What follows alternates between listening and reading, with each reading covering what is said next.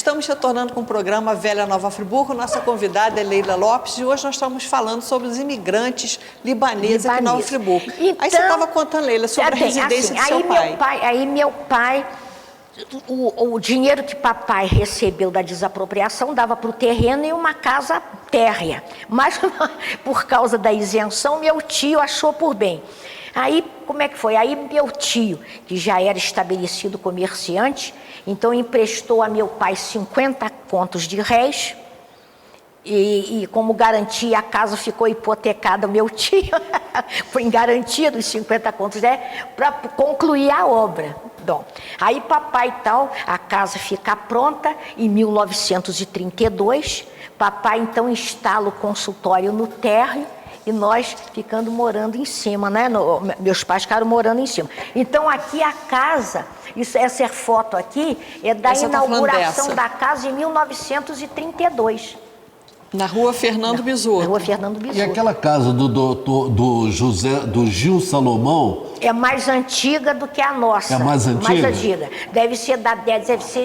Ela deve ser de 28, 26. Ela é mais antiga. Traços ainda, ela é né? mais antiga. Bem característicos ali. Então papai se instala... Leila, mas tinha uma outra casa do lado da sua que era semelhante, não tem? Era também da sua família? Do lado ali da sua casa, tem ali uma imobiliária hoje? Ah, sim, tem.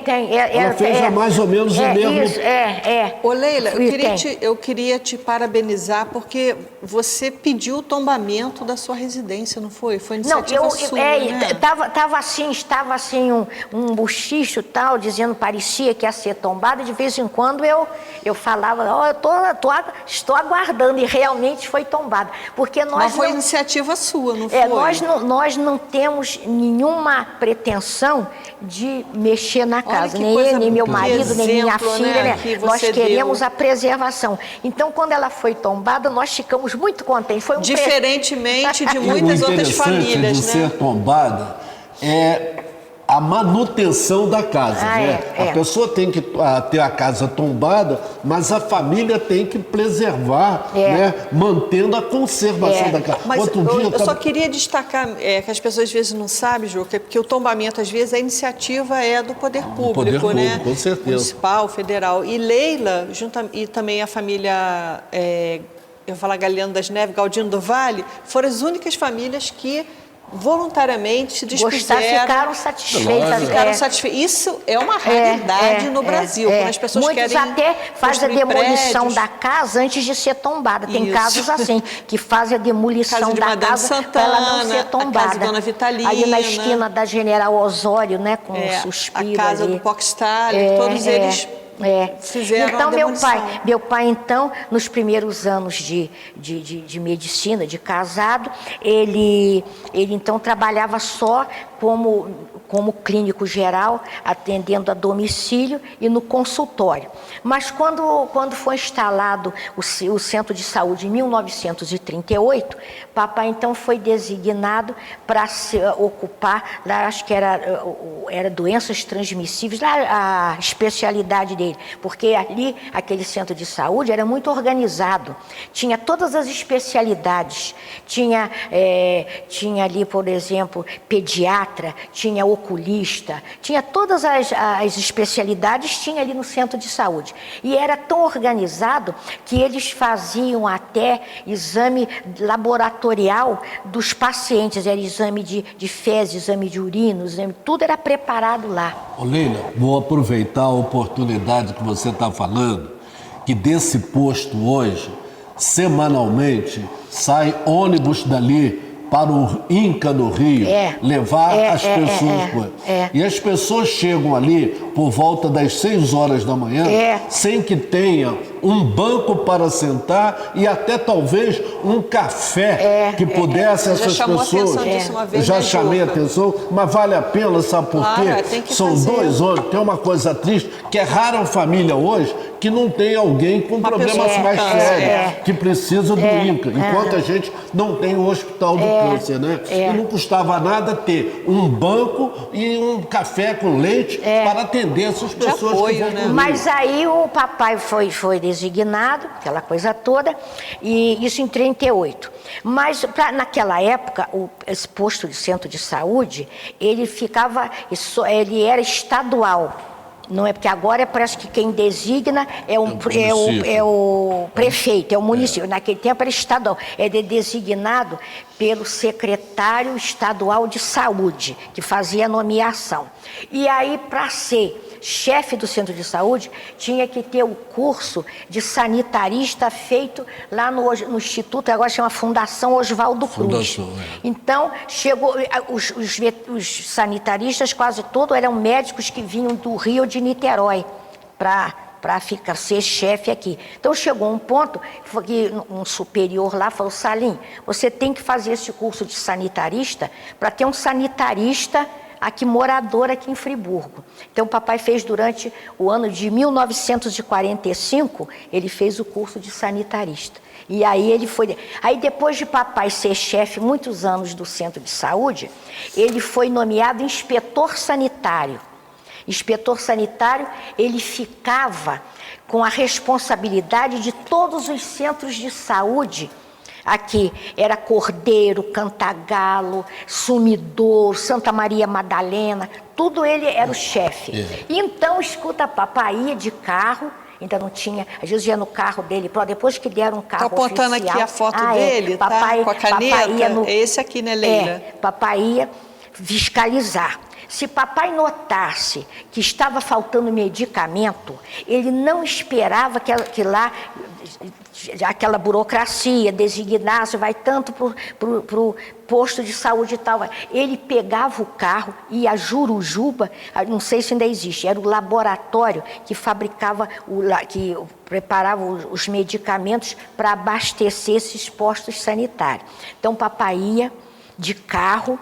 E ele aí, naquele tempo das estradas, tudo de terra, né? Papai ia e botava aqueles medicamentos todos naquele banco de trás e no porta-mala, que chegava a vir arriado de tanto remédio. E aí, isso no tempo que já era inspetor sanitário, já não era mais o chefe do centro. Então ele ia com o carro abastecendo todos os postos sanitários. E o interessante, que às vezes ele dizia assim para mim e para a mãe: eu vou distribuir o remédio, você não quer aproveitar para conhecer? Então nós íamos. As estradas ainda eram tão primitivas de terra, que tinha certos lugares que eu saltava para abrir a porteira. Eu abria a porteira, papai passava com o carro, eu fechava a porteira para ver como é. E tem que agradecer muito a Deus que naquelas estradas precárias papai nunca sofreu acidente nenhum.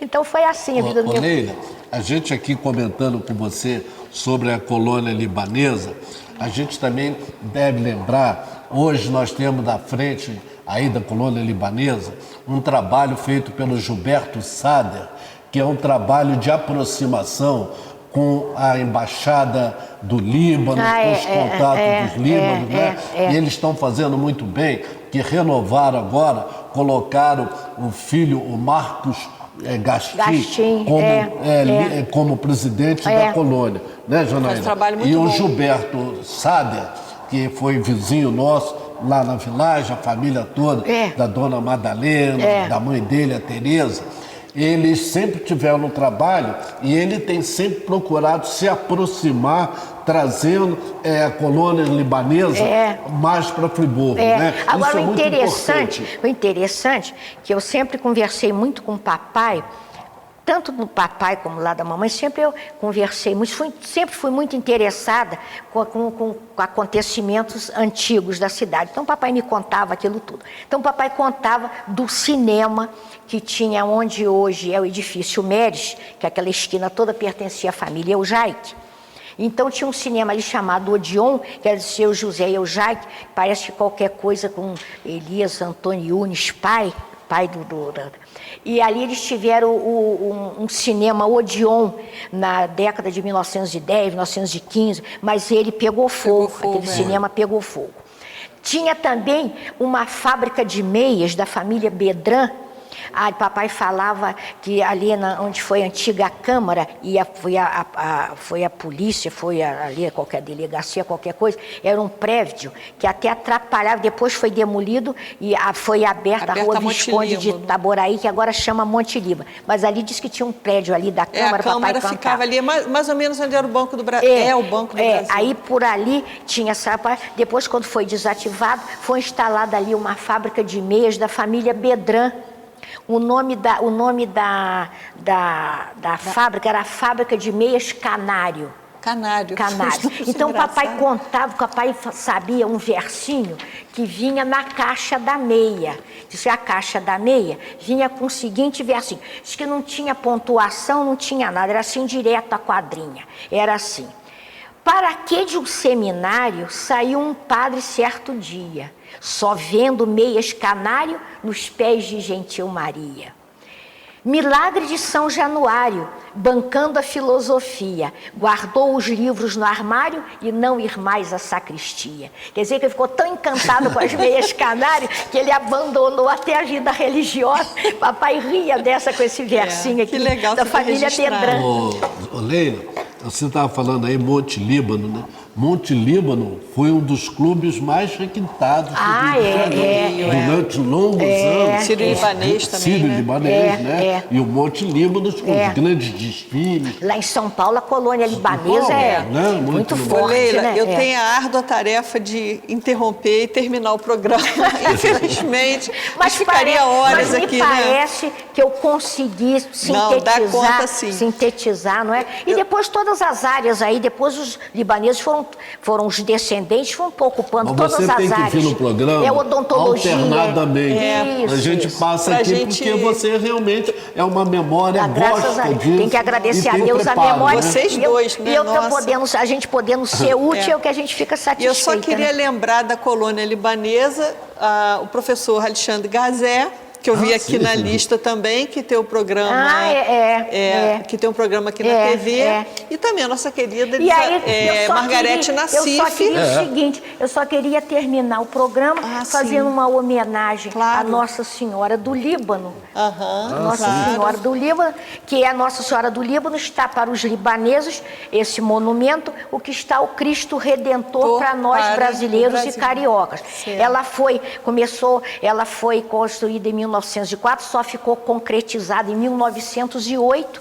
Essa imagem também foi preparada na França, conforme foi o nosso Cristo Redentor, e ela está lá de frente para o mar Mediterrâneo, abençoando a costa. E o doutor Carim lembrou muito bem colocou o nome do hospital na época. Senhora do Líbano, que agora isso. Tá certo, Leila. Muito obrigada pela sua presença. Espero que volte mais, mas a gente já tem um encontro marcado também para um programa sobre Por Dentro da História. Muito obrigada pela sua presença e obrigada a todos os assinantes da RCA por ficar conosco até esse momento com essas histórias deliciosas de Leila Lopes sobre a imigração libanesa na velha Nova Friburgo.